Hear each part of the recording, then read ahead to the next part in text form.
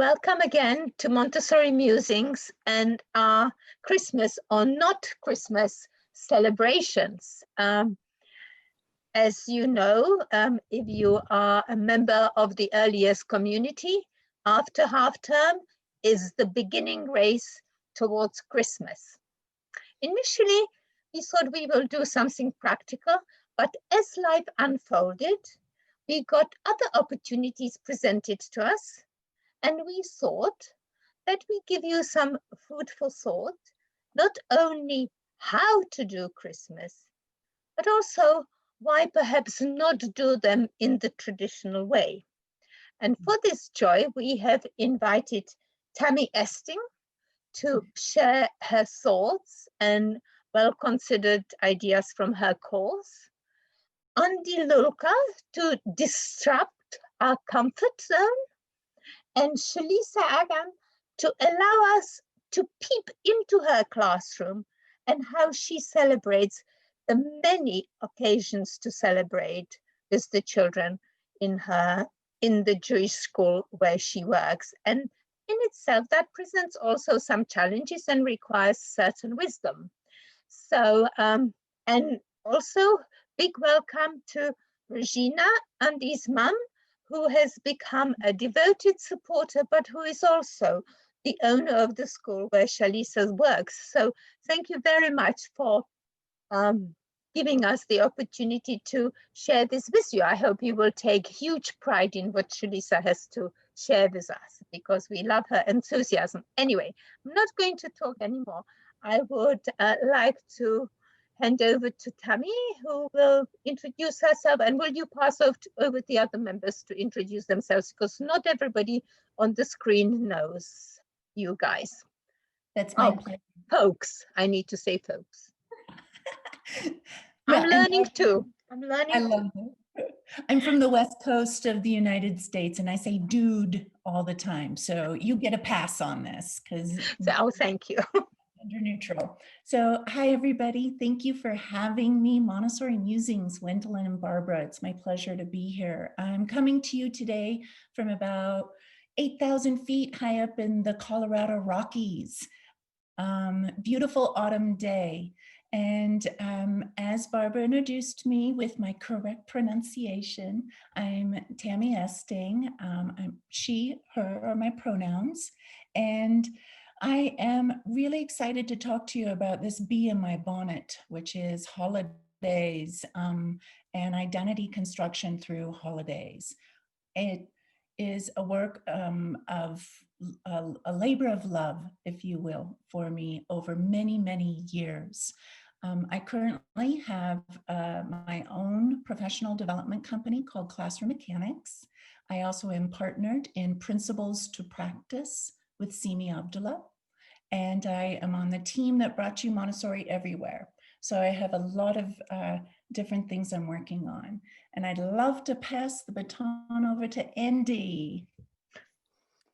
Thank you, Tammy. I see so many familiar faces here, and that's such a joy. So I'm going to assume that most of you know me a little bit. So I'll stick to why I'm interested in this topic. And my interest in this topic really comes from the fact that I was a Jewish child in non-Jewish schools. And even in my very multicultural for 1980s Toronto, it was still very much a Christian hegemonic kind of celebration that we did. So whereas I was always valued within my environments, there was still more emphasis on Christmas than there would have ever been on the most important Jewish holidays. So that's where my interest comes from. After Montessori, I went to an Anglican private school where there was absolutely no Jewish celebration. And in fact, where my teachers turned it around and asked me to do it. And as a 13-year-old, let me tell you, that was horrifying. So this is why I'm here, to share my own experiences and what I've learned over the years in leading different classrooms in different spaces. And slight correction, Rahina is the head of school of Montessori Jewish Day School, not the owner. It's a not-for-profit organization. So it is my absolute pleasure to have Shalisa here with us. Shalisa, I've known her since she was a student teacher, and she worked in the next room, and she took over my classroom when I had to stop working.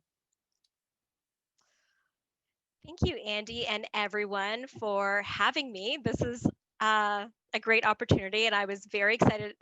In the beginning, I was a bit nervous and hesitant because I wasn't really sure if I would be able to contribute, but everyone on the panel has been very open and welcoming. So thank you so much. A little bit about myself.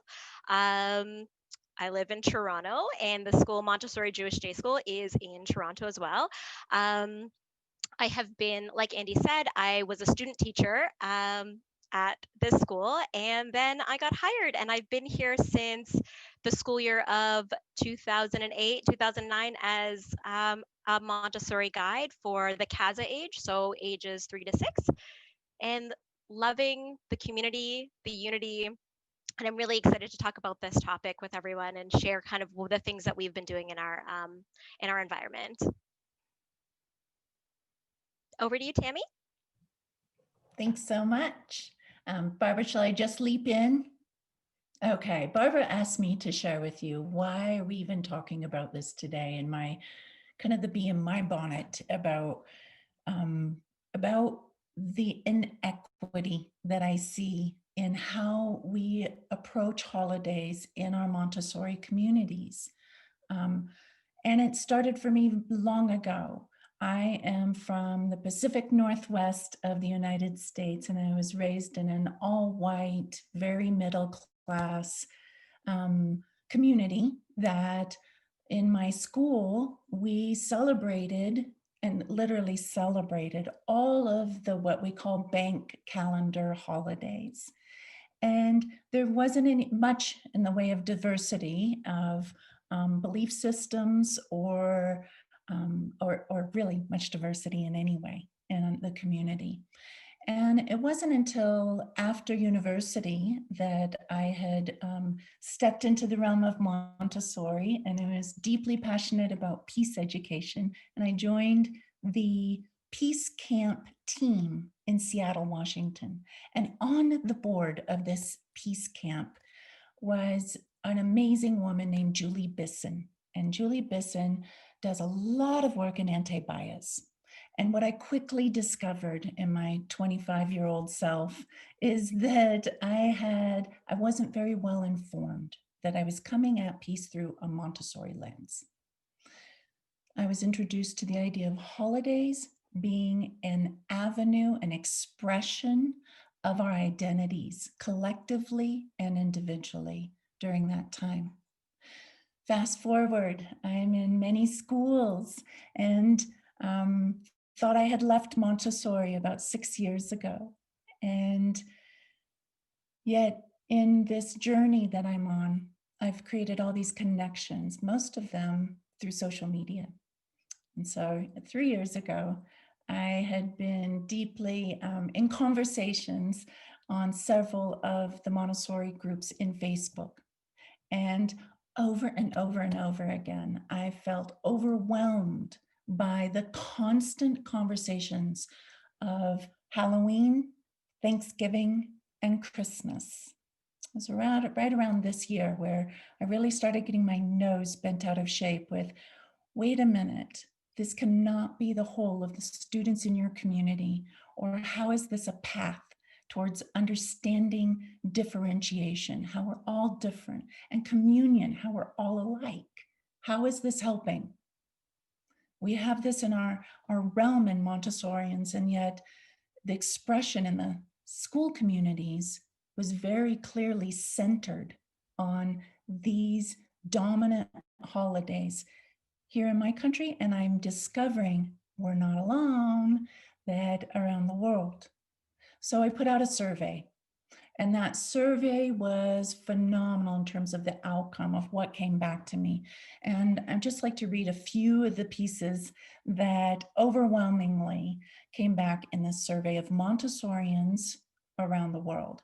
The idea that celebrating no holidays whatsoever, which some schools do, meant that opportunities for expression of identity were just omitted. Another one that was overwhelming was cultural appropriation. How many reenactments of Indigenous and pilgrims for Thanksgiving were there happening out there, and the appropriation of that. And even small things like, dream catchers being made. And yet the idea that dream catchers are actually quite a sacred object, and they're not something that you just loosely do as a craft in your classroom that would be appropriated.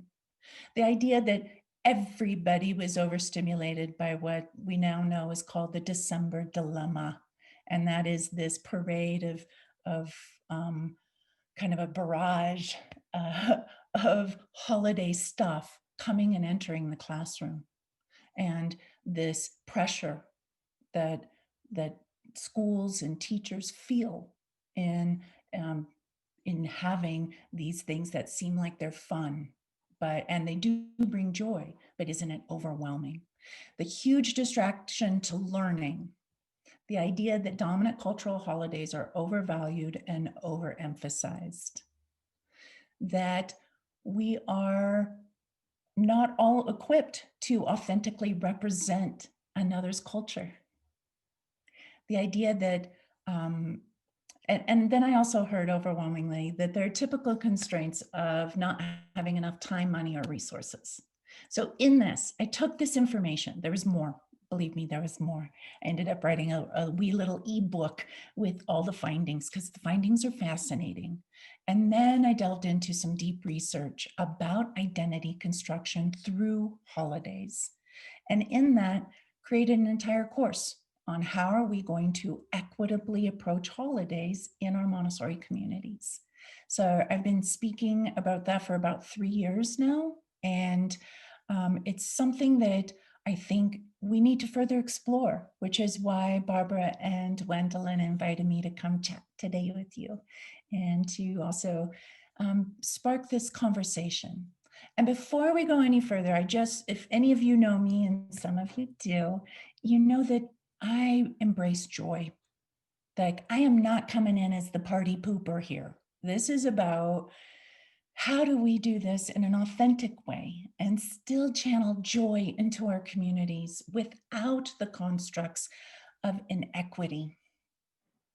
So that's kind of like the foundation of like the bee in my bonnet. And in that, I've created a whole series of principles based on this research. I don't think I'm done, by the way. I don't think any of us is done, but I do think that some of these principles help us in framing our approach to holidays in a far more equitable way. Okay. Barbara and Gwendolyn, do you want me to just keep going? I see Andy. I think that it would be lovely if people wanted to ask any questions, if they put it into the chat. But I think looking at the principles is really very important for us to find a way how to do these equitable celebrations. So please carry on. Thanks. And okay, so I think one of the primary principles that may resonate with you, because I do believe that Montessori is highly adaptable to every culture on earth. And that is the principle that we are educators, and that to educate rather than celebrate as a principle is something that can inform our practices. That it doesn't mean that we can't find that joy. It just means we find it in ways that aren't necessarily about these dominant holidays. This educate rather than celebrate frees up schools like Rahina's and Shalisa's that have a focus in the spiritual realm and in a religious realm, a framework, and yet it frees up to express ideas beyond what is in their path. For instance, I was the primary trainer for the Islamic School of Seattle. And in that there was a clear path for only looking at Islamic holidays. And so this principle frees up communities to look beyond their own. I'm a big fan of creating what we call mirrors in our communities, which is just reflecting back authentically who's in the room. And then windows for who's not in the room, who's not here. How do we create these ties for what's beyond where we are? And if we are going to, our cosmic task, if we can talk about this as Montessorians, is to release the child's potential for this new human. And to do that, I think that those ideas of differentiation and communion must be at play, the windows and mirrors. So educate rather than celebrate is one of the primary principles that I think I would love for you to take away in examining what are you doing now. Another principle that we had talked about before today that might be helpful is this idea between equality and equity. And I would suggest that taking a more equitable rather than equal approach to how you manage your holidays is in fact equitable. That sounds kind of like circular thinking there, but I'm going to work through it. This idea that equality means everybody gets the same thing. So in that, it could mean that, okay, as a community, we're going to take Christmas. I'm going to keep using Christmas because I think it's the hot one that everybody can understand where this is. We have Christmas coming at us in all directions, no matter what your belief system is or where you are on earth. And I've, by the way, experienced Christmas in India, in Vietnam, Japan. It's there. It's in countries that you wouldn't necessarily associate with Christmas celebrating. So Christmas is coming at us through consumerism, through religion, through family traditions. And so if we gave Christmas the exact same amount of time as all other holidays that aren't necessarily represented in our community, then we're still in a way overemphasizing it because it's already in our lives. It's permeated everything we do. So an equitable approach would be to highlight a holiday that maybe is less in the air we breathe. That if we can, and so by this, and I know I'm kind of going multiple directions, but stick with me, this idea that when we have equity over equality, when we look at what is our approach to holidays, it could look like we're going to celebrate everything in our community and beyond for no less than one day and no more than a week. And that would ensure that if I wanted to look at, one of my favorite holidays is Tu B'Shvat. I love the celebration of trees and having this amazing thing. And it's not my family's tradition. So I need to move and go to those people that will help me bring that to the community in an authentic way. And I'm going to give it more time and effort because it's valuing something that's beyond what we breathe every day. Does that make sense? That was a lot. Okay, so those are two big principles. I've outlined 8 in my course. One of the big ones that I live with every day is to stay in my lane. Is that I teach who I am, and I need to reach out and do my homework to teach what I'm not. So this is really about an expression of this fundamental need to commune and connect with others, and we celebrate in these very amazing ways. Most celebrations fall into what is called the 3 F's. And I know Shalisa and I chatted about this earlier. I know she's got some great ideas, but this idea of food, fiesta is the fun part, the party part, right? Food, fiesta, and fashion. are often expressions of holidays. And those are things that you can take a look at and tease out. And how is it in my own home culture? What's who I am, and what are those expressions? There was a question I saw. Tu B'Shvat, and I'm not the one, because then I'm going to stay in my lane, and I'll let Andy take that one.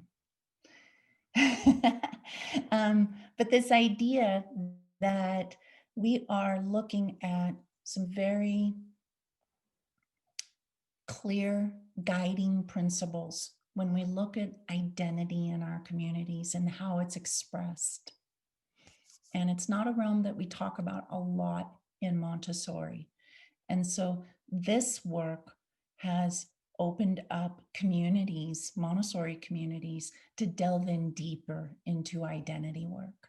And it's one that affects us all. And it tends to be an area that it triggers things in people. And so when we talk about holidays and the expression and bringing it in, I just want to put in caveats of what this isn't. Again, this isn't a killjoy. It doesn't mean that we don't find joy. I'm a super joyful person, and I want to find joy and build routines into my community. The community I was with for 10 years had a 100-day celebration, and it was disconnected from belief systems.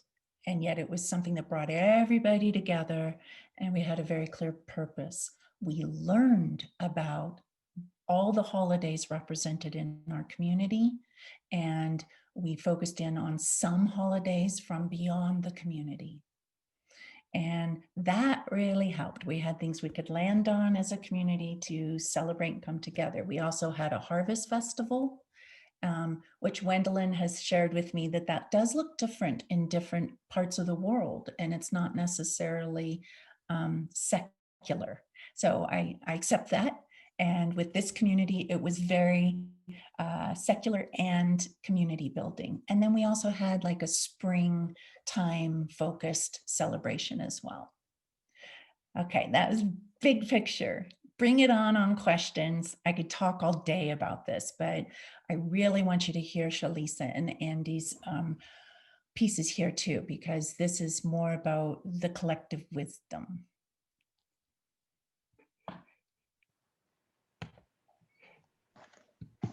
Andy, oh, Shalisa, you carry on, go on.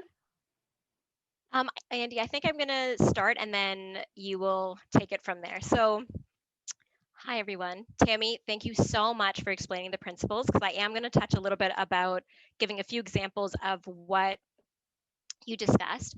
So, like you know, I work at a Montessori Jewish day school, so we are a religious-based school. But what's beautiful about our school is I don't feel a disconnect. I feel that we have a unity amongst our community. And I love to use the word community with my Montessorians, the other people that I talk to, because I feel connected, even though I may be of a different culture background. There is a connection between us. And I find with holidays of celebrations, what Tammy was talking about is education. And what I like to do in the classroom is I set up a small table. We have like a short light table, which is like a Japanese tea set table. And I celebrate Diwali. So they are not creating crafts to take home. We're not having an assembly line of them taking things home. I have materials. And what happens is I don't have the table set up. I set it up with the children. So I would have things in a container or a box, and I slowly start placing things on the table for them to see. Again, we all know as Montessorians, we are a part of the lesson and we are a part of the presentation. So connecting with what Tammy said about staying in your lane. So I celebrate Diwali, so I want to share this experience. So I set up a table, I bring in fashion, I bring an outfit with bangles and I put it on a table. I print out photos of children around the world celebrating Diwali in their way. I celebrate Diwali differently than someone else. My background, my family's from South America, so we are going to celebrate a little different than other people across the world. Again, this is connecting the universe, the world, that other religions are celebrated in different ways, even though within one religion. So I have photos up, and then I will have a display of something that is special for this holiday for us. It's diyas, which are little candles in beautiful little ceramic pots, little clay containers. So I have that on the table as well for them to see. I encourage everyone, when you can go to the library or you can purchase books, I would purchase books from different festivals and celebrations that you would like to do, because having a book and reading it with visuals of children celebrating the holiday helps the child connect and experience something. We look in our classroom and we see the culture folders for the different continents, and you can see food, you see fiesta, and you see fashion. And so I like to bring that to a table. And Barbara, when we were discussing about the sensory, so there are a few photos that Gwendolyn will provide you guys of the children experiencing, touching the bangles, touching the fabric of my outfit, looking at the pictures, and the connection that they have with something that isn't necessarily a part of their community, but interconnecting it together, creating some sort of unity. And the children, their expression, like at our, well, Rahina knows as head of school. So when we have meetings, we usually have a quote or something that is said to get us thinking, to kind of stir the pot, to see what's happening. And one of them that really connected with me was bright shining eye moments. So what we talk about is when we see the child, when they see a spark and you see their eyes light up with excitement. And then when I reflect and I see my eyes lighting up because of their joy, it just creates a beautiful arrangement of things of what they can do. Also, connecting with your community. In our school, we have lots of different cultures. So again, me staying in my own lane, I will present something from my culture. And if we have someone from a different culture, in other years, we've had other teachers that celebrate other holidays, and we get them to present or give us things that we can showcase in the classroom. With food, we have this year, because it's a little bit different with the pandemic happening, the aspect of food will be a little bit different. But in other years, what we do is we talk about different foods that you'd make. My example would be you would have to create the food and have something that would be made at school as a kosher community. But what I like to do is fruits and vegetables. So when we had our Diwali discussion and circle, we brought guava and other fruits and vegetables that you would potentially have. Another thing, and this could be taken not just for Diwali, but for any other holiday you would like to focus on, connecting with what Tammy was saying. You connect with your community, look at your student body of who you have in your classroom and try and highlight. And that's an amazing resource. Talk to the parents, talk to the kids. I know Barbara was mentioning for nursery, the kids are quite young. So again, building the community with parent and guide and figuring out how they can discuss and talk, and having a parent share a story of them as a child and what they would do. In our classroom, we like to do a lot of accidental stories, which is, it's just storytelling of how we would do it. So one of the days for Diwali, I spoke about how my mom, when we were younger, we would always clean up and we'd take care of everything and make sure the plants are tidied. And then a child just picked up a plant and did care of plants. Connecting with the classroom, connecting with your community, and it brings joy. It brings joy, it brings a culture experience. And again, this example can be used in so many other aspects.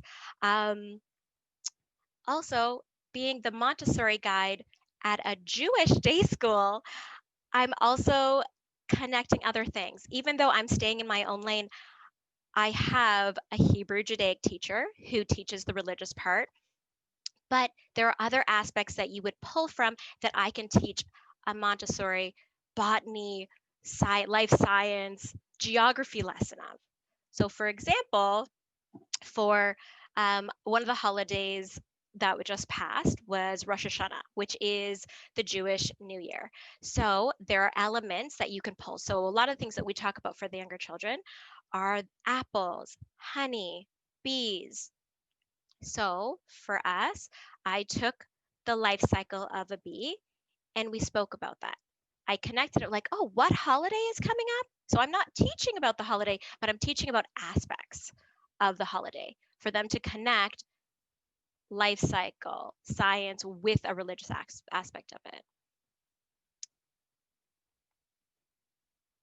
I don't know that there's so many things I can say, but I'm going to pass it over to Andy so we can get everything in. Can we ever get everything in though? Like really ever? Never. I feel like the three of us could talk about all of this forever.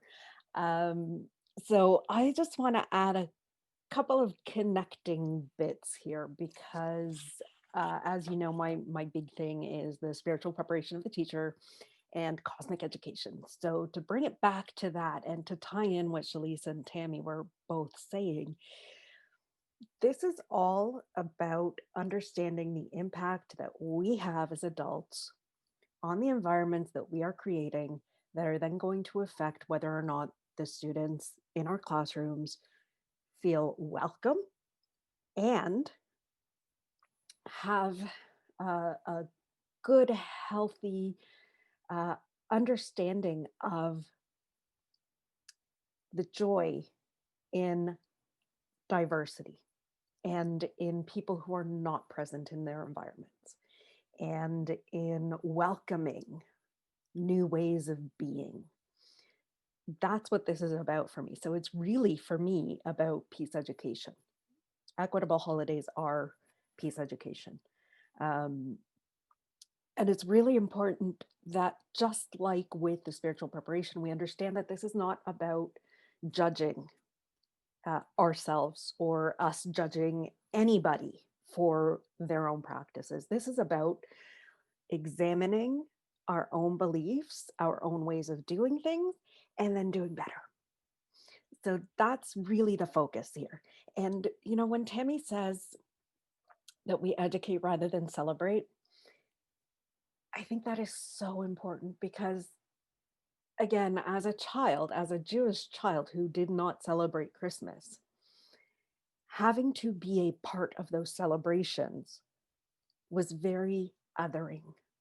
It was really, really othering.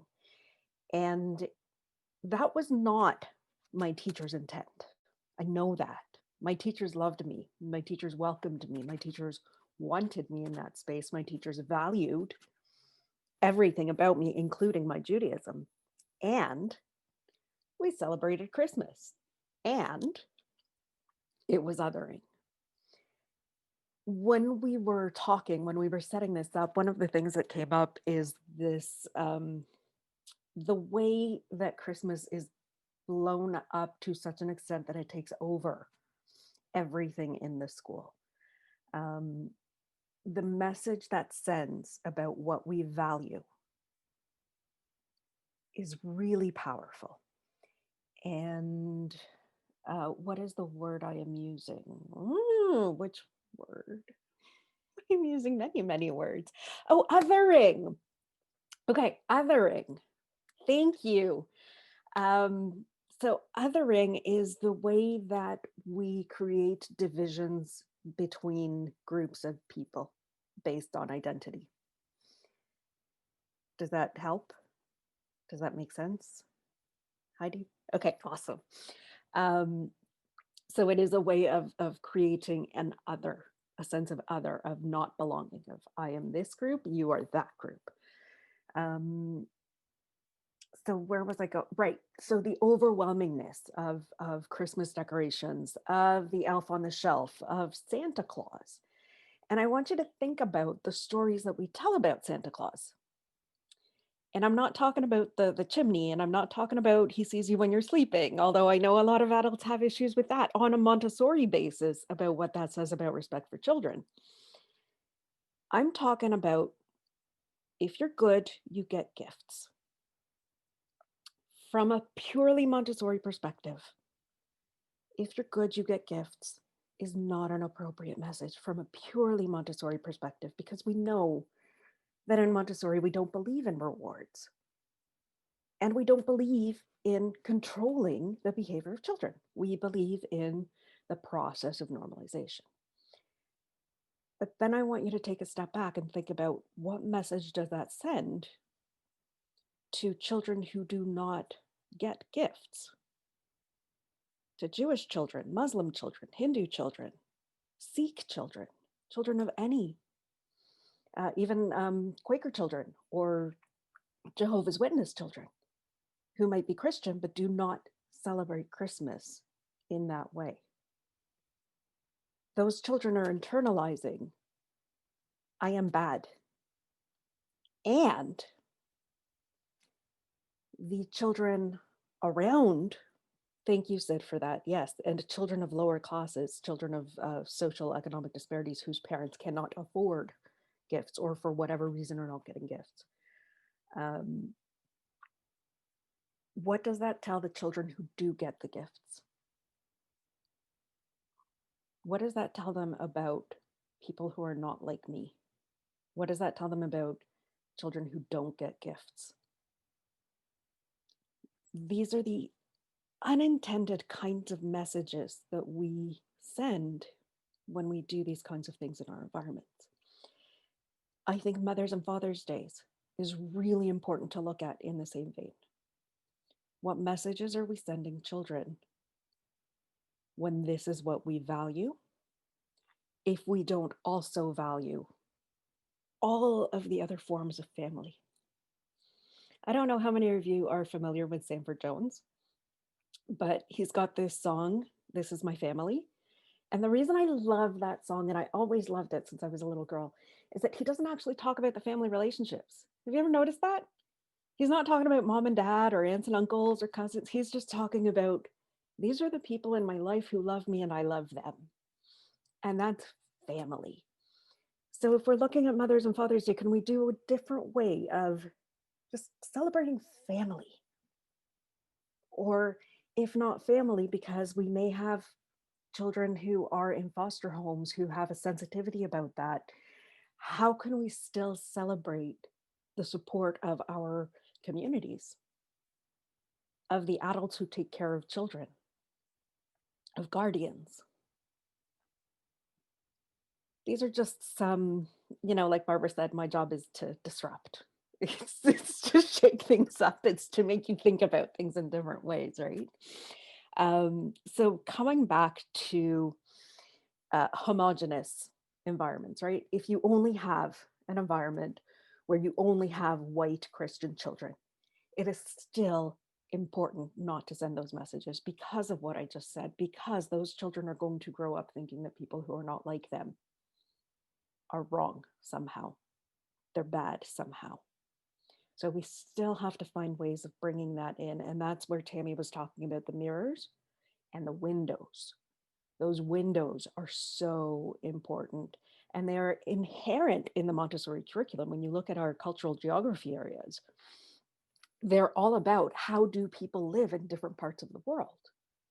So we have to look at those too and be careful that they're not stereotyped or whatever, but it's part of the Montessori curriculum to understand how different people live.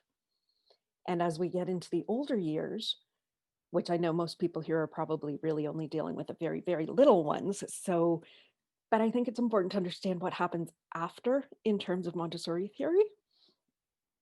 As they get older and they start to learn about the fundamental human needs, and they start to learn that all humans have the same basic needs of life. And when they learn that all humans have the same basic needs of life, and that those include spiritual needs, then we can actually help them to tease that out further and go, okay, so these are the real human needs. How do different people meet them? How do I meet them? How does my family meet them?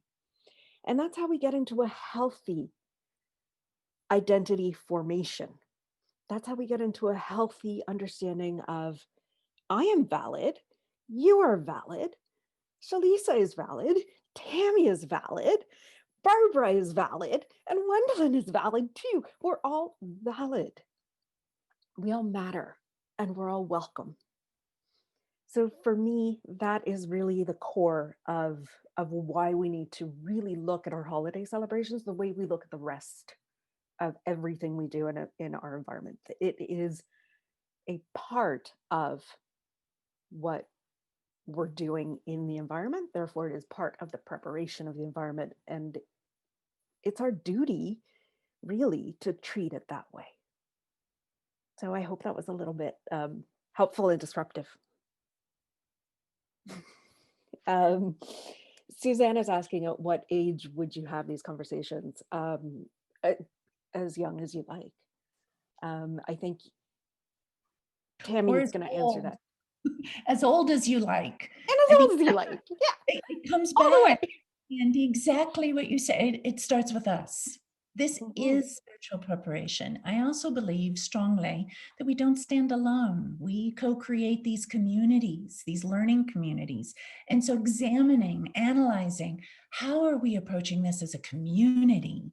And then for our community, we started with building and understanding ourselves as the adult learners. And then we opened it up to the families. And the families, we had several people that really rose to the top and said, wow, I really want to take a look at this. And we formed like a little subcommittee that teased out, how are we going to make a systemic change in our learning community?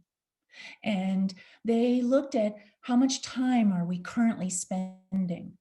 I have to tell you, I had a 3 to 6 classroom. I'm trained through 12 as well, but the 3 to 6 classroom, I wasn't considered the fun classroom, because the other classroom, my neighbor, did a big splashy crafts and all kinds of things happening for every single dominant holiday. And that looked like it was fun. And so families who didn't have this understanding. So when it comes back to the community, you actually look at, what do we mutually agree about who we are? And we ended up building that policy I shared with you earlier about, we're going to recognize all holidays in our community and beyond, no less than a day, no more than a week. That's as simple as it was, that mutual agreement. And it got everybody on the same page. We weren't explicit with the children about what we were doing and not doing at the younger ages, mostly because we don't use that in other things that we do about who we are either. With the elders, but go ahead, Andy, you look like you're like, wait a minute. No, I actually wanted to get Shalisa to talk about what they do in the toddler classroom at MJDS. I'd love to hear that. This is like, about how you start in the youngest ages. I'll just keep talking until she unmutes. How you start in the youngest ages with just their being, right? Their sensory awareness and language and whatnot. And then, by the time I was with the middle schoolers, I would definitely be having these conversations with them very explicitly. Thank you, Andy. So in the toddler classroom, again, what Tammy was saying, it's not everywhere. In the toddler classroom, the CASA classroom, the experience that they're having is sensory. It's on the shelves, but not in every single spot of the space, like an explosion had happened and there's just too much. The classroom doesn't change to an extent, but it changes enough for them on the shelves, what they're working with. When we are celebrating a holiday, we will highlight some of the artwork they're creating, but it is not artwork that is teacher driven. Like, we give them the materials and we give them things and supplies for them to use, but it is not something that is teacher led. It's not, I'm going to cut this shape out for you and then you're going to stick things on it. And if you do this, let's think on that. Let's think, are you creating the artwork or are they creating it? What is the aspect that they are contributing to? And what are they going to remember from it? What is making them connect to this idea? And the toddlers, it is just a wonderful experience to see them experiencing something, and the way they get when they're creating their artwork and you see the display and the pride in what they're doing and how they talk about the holiday that they're celebrating is just so lovely to witness. Again, bright shining eye moments. It's happening and it's so lovely. That's so sweet. Sid was asking how you respond to families that object. So, speaking with my parent communication hat on, because I was actually the admissions director at MJDS. And the thing about MJDS is that it is a Jewish school, but it is a school that uh, provides education to many different ethnicities within the Jewish community. There's a lot of immigrant families. So they have very different ways of actually celebrating particular holidays, and they have very different religious observances. Like it's one of the very few schools where you have like the fully secular Jews and the like totally way observant Jews. So there's always this kind of like question about whether what we I still call it we because I still feel like I'm part of the school. What we do aligns with those families. And so it has to start before the families even come into the school. If you're doing it part way through, you have to communicate with the families who are already there really well. For new families, it starts in the very first tours, it starts in your marketing literature, it starts in your promotional literature. This is who we are and this is what we stand for. This is how we do things. I think connecting with what Andy was saying, educating the parents, having them understand why they are doing this or why we may not have lots of decorations placed everywhere. What is the meaning about that? And why is it for the parent or is it for the child? So we need to connect and educate them why and what is the purposeful meaning and why we do to the child. And again, a few photos do help when you see the joy on a child's face as they're working on something on a shelf that is provided with them with lessons. This takes lots of time. It like takes lots of energy. Celebrating holidays in any manner, but in this way, you just do the research to give them the education. You have to make classified cards. You find the fabric. You have to find things for them to do. But when you see a child take something off of a shelf to work with about someone else's culture or their own and get a deeper meaning and understanding of what it means to them, it's a beautiful thing. And then you showing that and capturing that for a parent to see via photo or in a newsletter, it's quite nice educating the parent of the reasons of why you're choosing as a school making those choices. Something else that might help is that we ended up, our committee put together a family tradition survey.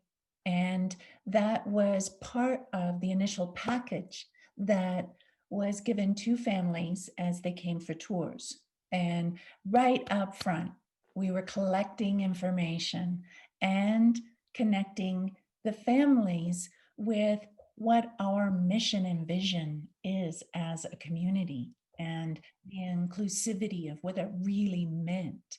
I noticed, yes, we did have families. We had at least about 5 different families that were Jehovah's Witnesses. And I know this comes up a lot, that children, what used to happen is that families had the option to pull their child out of the class when a celebration happened.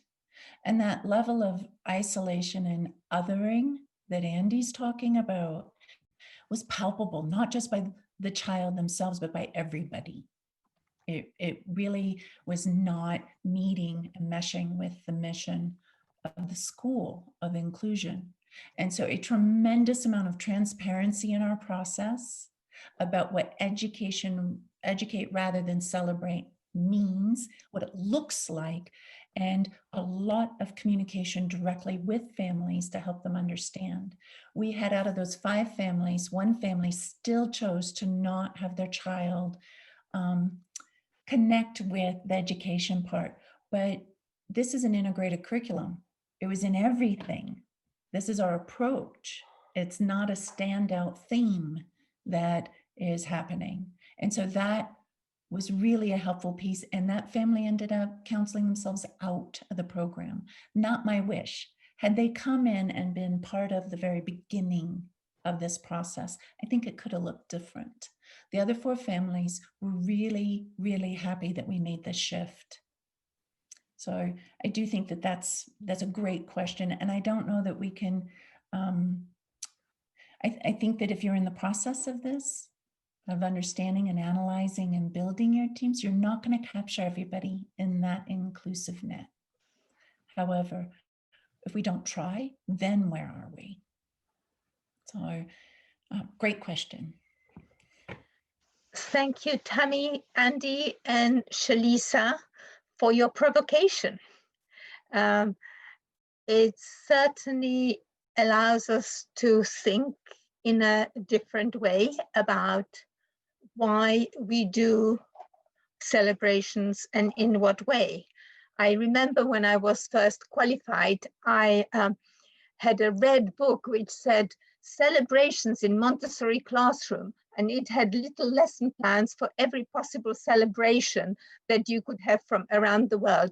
And at the time, I didn't really understand that it turned the celebrations into a real tokenistic event, because I felt that it was my duty to give the children this very broad experience. I then went into doing celebrations in a similar way to what Shalisa did it, that we always had a table on which we gave offerings which represented the celebration. And I really waited for the children to come to me to ask about them. I didn't give lessons. I wanted to see if the children were curious. And that allowed children to have a voice. And it also gave me a measure of level of interest and where I, could I put more fashion out, or do I need to put more food out? It depends on the group of children.